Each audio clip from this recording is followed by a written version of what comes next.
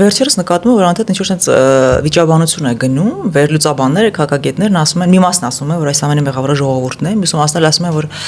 ժողովուրդը մեղավոր չէ, քանի որ ի վերջո ժողովրդին առաջնորդում են էլիտաները մշակութային եւ քաղաքական։ Դուք ինչ կարծիք ունեք այդ կապակցությամբ։ Այստեղ բոլորն են մեղավոր։ Եվ ամենասարսափելի բանը,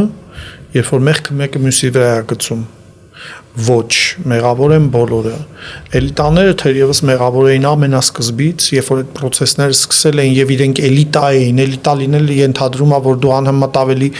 հեռատես պիտի լինես, անհամեմատ ավելի հեռուն դիտելու, այսինքն քո կանգնած դիրքը այնպեսին է, որ դու ավելի մեծ տեսադաշտ ունես, դու ավելի հեռուն պիտի դիտեր ու պիտի կանխեր, բայց այն ժամանակվա իրանց անգործությունը,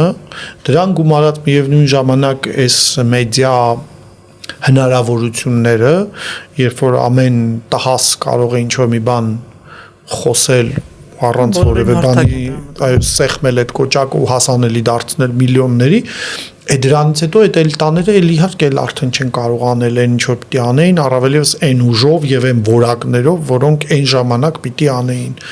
Պահը բաց է թողնված։